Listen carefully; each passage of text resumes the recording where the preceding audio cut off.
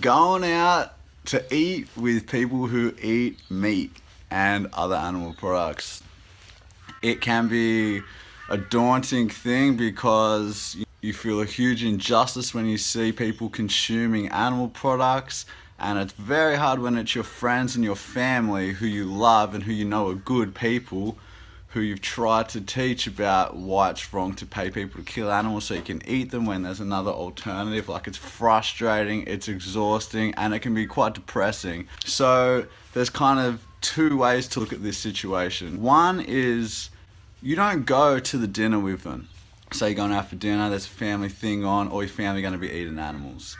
And you decide, nah, I'm making a stand, I'm not going to go.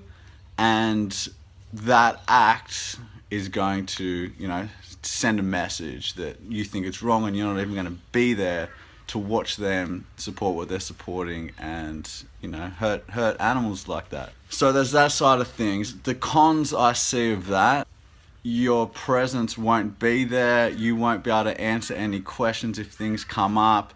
It's basically the easy way out for them, I think, because you and what you believe is out of sight, out of mind. So I feel like it's letting them off easy. The positive of not going is that you don't have to put yourself through the stress and the heartache it can be, and the judgment and things like that as well. People be judging you because you don't want to eat animals.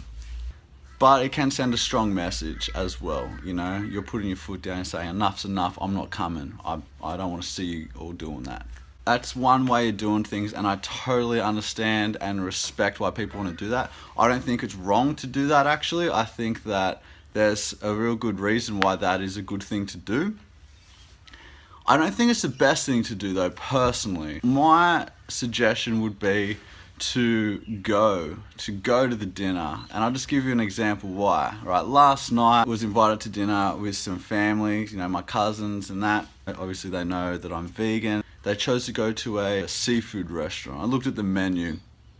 All that there was for me was veggies, like the side bowl of veggies, and hot chips. Usually when you go out, you go to Thai, you go to Mexican, you go to Indian. There's so many vegan options. This seafood place had pretty much nothing.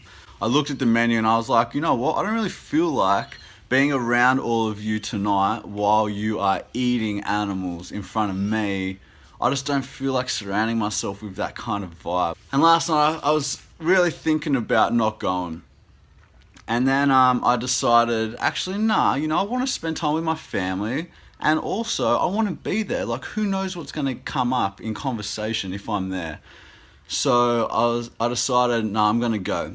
And I sit down, they're taking orders. I choose, 2 bowls of veggies, which was actually pretty good. I had asparagus, I had potato, had broccoli, and some carrots, and then a massive bowl of hot chips, which was also delicious. They got prawns and they got fish and lasagna and whatever.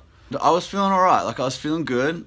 And then, the conversation started, things just come up when you're there, when you're surrounded in that atmosphere. People, they know you're doing something different. They're going to ask questions. There was the live tanks with the animals in the tanks. They had crabs, I think they had lobsters. I started saying, I read something interesting recently where the lobsters, how they chuck them in the bowl, the boiling hot water, like the pot of boiling hot water.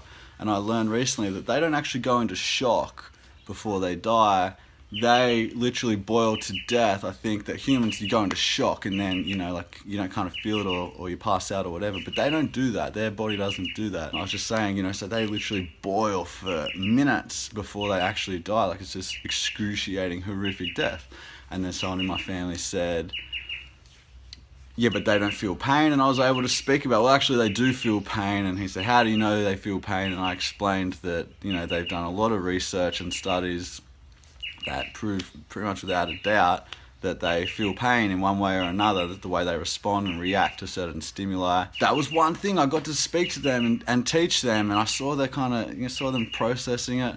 That wouldn't have been able to happen if I wasn't there, And we got to talk a little bit about what I eat, and I can go to this place, I can go to that place. Usually I go here and I eat delicious curries and, you know, whatever. So basically what I'm saying is, if you put yourself in these situations, then the opportunities for you to educate come up, and that's what it's all about. And they're not going to get educated if you're sitting at home going, oh, you know, eating your food, whatever, and they're at the restaurant eating theirs. But they are going to get educated if you put yourself in the situation where they are open to discussion and things are going to come up because you're doing something different. I think it's a really positive thing to put yourself there so that you can be a voice for animals and talk about, you know, whatever things come up. Always stuff comes up. What about protein? What about this? What about that? It always comes up. So put yourself in those situations so that you can help the people that you're with learn more, just like you learn more, because you weren't always vegan either, and they deserve an opportunity to learn and have the choice of whether they want to do better or not. You can't force them to do anything, but you can be the one to teach them and to, you know, teach them what you know now that you didn't know before, that they still don't know.